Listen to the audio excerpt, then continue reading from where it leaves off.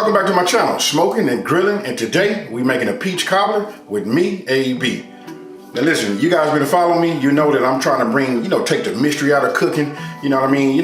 These dishes that we think that we have to go and pay this money for or get somebody at the job to make them or however we do it. Listen, you only need a few ingredients to make a great tasting peach cobbler. Hey, with that being said, you guys, you know what? We just go ahead and break right into this video just so you guys can see just how simple this is to make.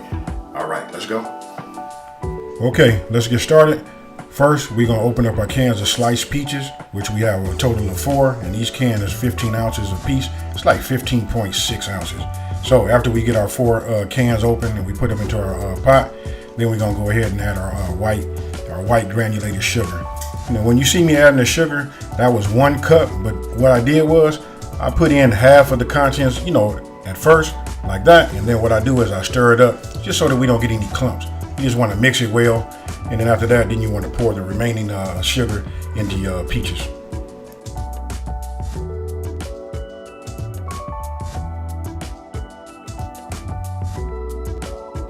Now, after you mixed all of your white sugar and your peaches and the juice together, then you come back with, you want to come back with your brown sugar, and then the same thing. You know what? I just do half and half just to ensure that we don't get any clumps.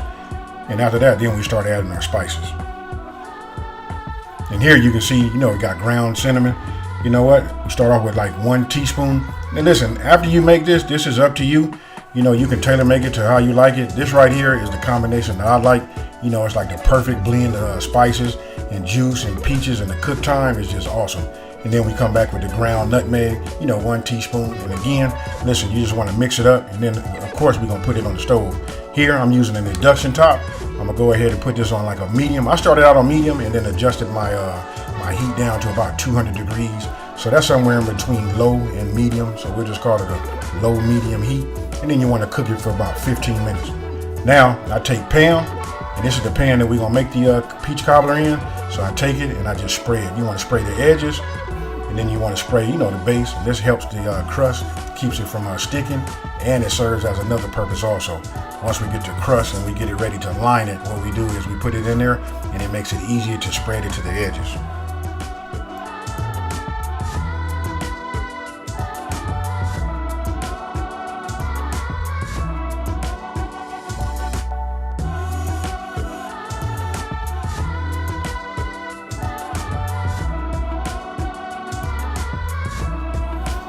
Now here you can see, once we start using our pie crust, you remember I was telling you how easy it is once you spray it. This was like the added advantage. It makes it easy to like stretch and spread the pie crust along the edges.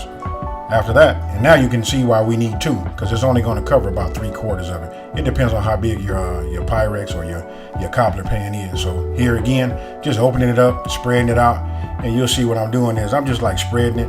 It would have been easier if I just would have went and found my rolling pin and just rolled it out and thinned it out a little bit, and you can increase your surface.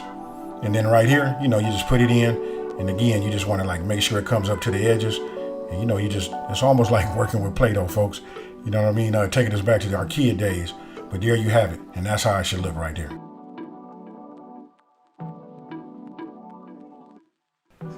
Now, after cooking your peaches with your with your sugars and your spices for 15 minutes, on medium low heat, you go ahead, turn them off, stir them up, and now it's time to go ahead and fill that peach cobbler.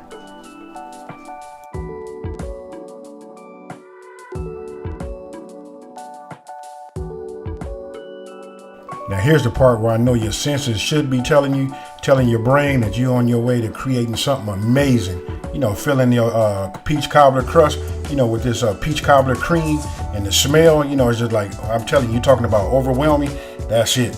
So now it's time to go ahead and put our lattice top.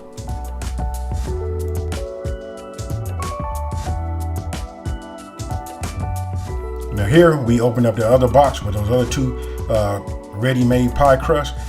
Go ahead, spread it out, and then what we're gonna do is, listen, for me, I cut off just the edges, just so I can get a straight line, because we're getting ready to build that lattice top.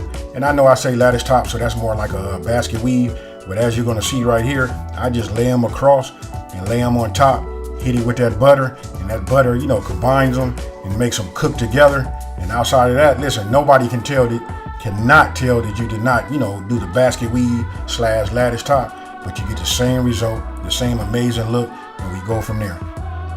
Now here, you know what I'm doing? I'm choosing which ones I want to use for which side, because it's a rectangular shape. So of course the longer ones, they're not going to be completely long enough to go across the long way. So I just take them, I use them like you see, and then whatever I have overlapping, I just go ahead and tear off the ends. And then I just repeat that process all the way down to the right, and if you guys are looking at it on this video, that means I'm coming down, and then we're going to go ahead and go across the other way. And listen, once we get across doing it the long way, again, you're not going to have all of your strips are not going to be long enough unless we made it homemade. Then you can make your pie crust as wide as possible, and then when you cut your lattice strips, it'll work out. But right here, you'll just see, listen, I lay them out as far as they go, and then I just tear off a little piece. Remember I had some extra pieces? I just add on to it. It might look funny right now, but once you put it in the oven, and after it gets through baking, after it's being brushed with the butter, I promise you, this right here is going to tie itself in to each different strip. They're going to cook together, and it's just going to be amazing.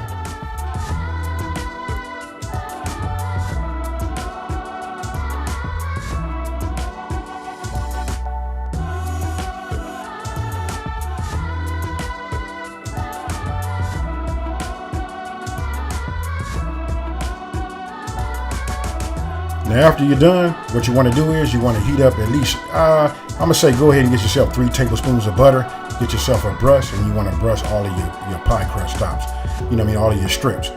There it is again, I just showing it to you, melt it. All I do is I just brush them. I brush the edges. Everywhere that I can see pie crust, I brush them. This is going to help it cook and brown. And listen, hey, you know what? We're going to go ahead and call that, it's the magic.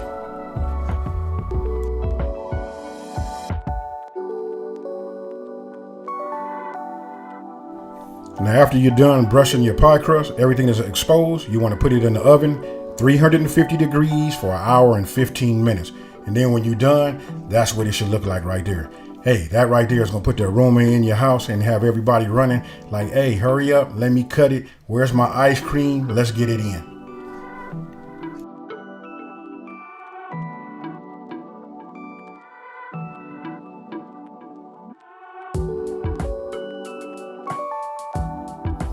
All right, everybody, what you think about that? Listen, I know it has an awesome, presentation. Look like something that you would buy like at a bakery, huh?